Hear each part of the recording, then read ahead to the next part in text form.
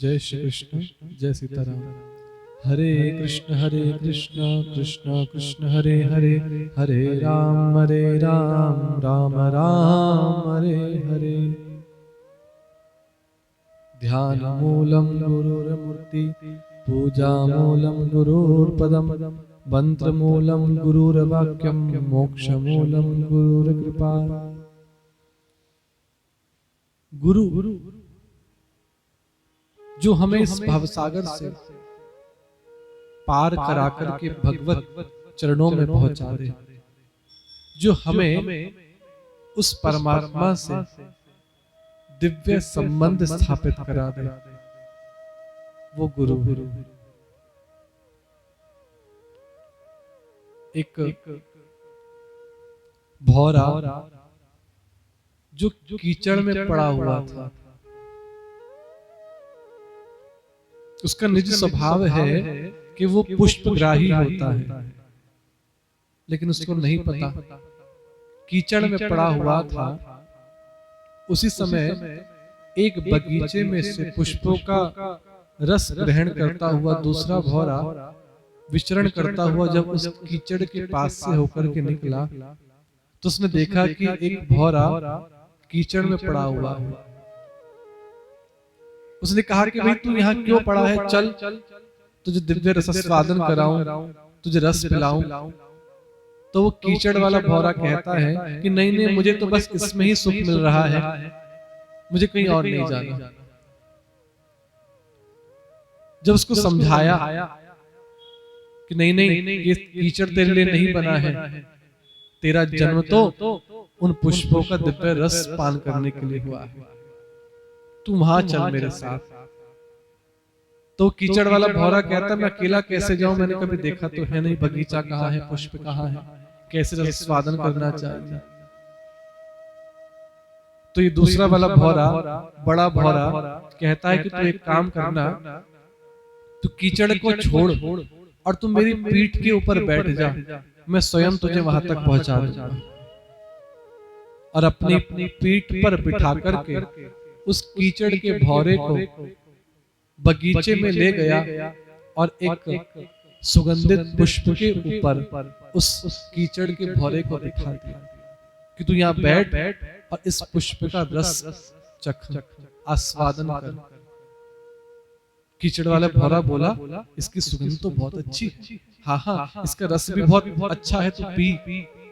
और उसको वहां बिठा करके वो भौरा, बड़ा भौरा दूसरे पुष्प पर चला गया, खुद भी रस पान करने के लिए। अब देखिएगा इस कीचड़ के भौरे की जो यात्रा शुरू हुई है, वो कहां से यात्रा शुरू हुई और कहां तक पहुंचेगी। कीचड़ से यात्रा शुरू हुई, पुष्प तक पहुंच गया, सूर्य अस्त हुआ तो पुष्प की पंखुड़ी बंद हो गई, पंखुड़ी के अंदर बैठा था। अगला दिन आया, सुबह प्रातः काल को माली ने सारे पुष्पों को तोड़ना शुरू करा, अपनी बटिया जो टोकरी होती है उसमें भरने लगा। उस पुष्प को भी तोड़ लिया जिसके अंदर वो भौरा बैठा हुआ था कीचड़ वाला। अपनी डरिया में रख करके अन्य पुष्पों के साथ वो माली चल दिया अपनी दुकान की ओर, ले जाकर के सारे पुष्प दुकान पर फैला दिए। एक भक्त आया, बोला भाई एक माला बना दो, बिहारी जी को समर्पित करनी।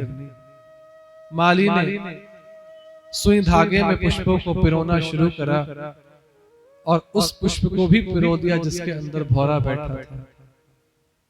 माला तैयार करी, भक्त के हाथ में दी, उसने दक्षिणा देकर के, उसके पैसे देकर के वहां से माला लेकर के वो चल दिया, पहुंच गया बिहारी जी के मंदिर में।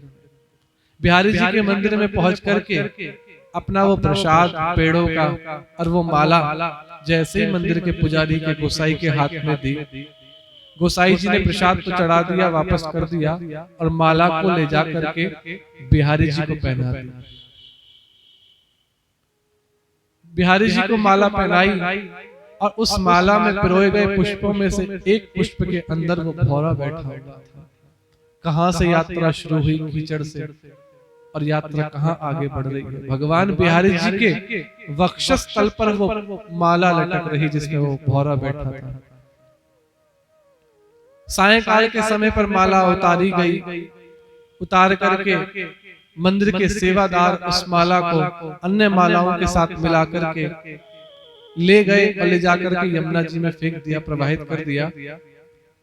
उस माला के पुष्प में अंदर बैठा हुआ भौरा उस दूसरे बड़े भौरे को धन्यवाद दे रहा है कि देखो कहाँ मैं कीचड़ में पड़ा हुआ था और मेरे जीवन में तो वो सदगुरु के रूप में आया, मुझे उस कीचड़ से निकाल करके मुझे कहाँ पहुंचा दिया। आज बिहारी जी के वक्षस्थल को स्पर्श करके उनका प्रसाद ग्रहण करके आज यमुना जी में प्रवाहित हो रहा हूँ, ब्रज में मैं प्रवाहित हो रहा हूँ यमुना जी में।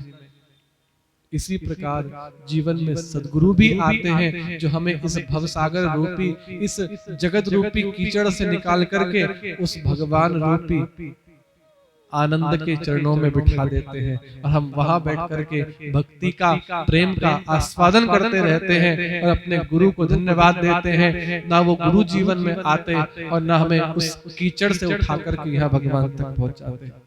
धन्यवाद है उन गुरु का, प्रणाम है उन सदगुरु को जिन्होंने हमें जीवन में ये भक्ति मार्ग प्रदान करा, हमें दीक्षा प्रदान करके हमको भगवान के चरणों में, भगवान की सेवा में लगाया। बोलिए सद्गुरुदेव भगवान की जय। इसी के साथ जय श्री राधे, जय श्री कृष्ण, जय सीताराम।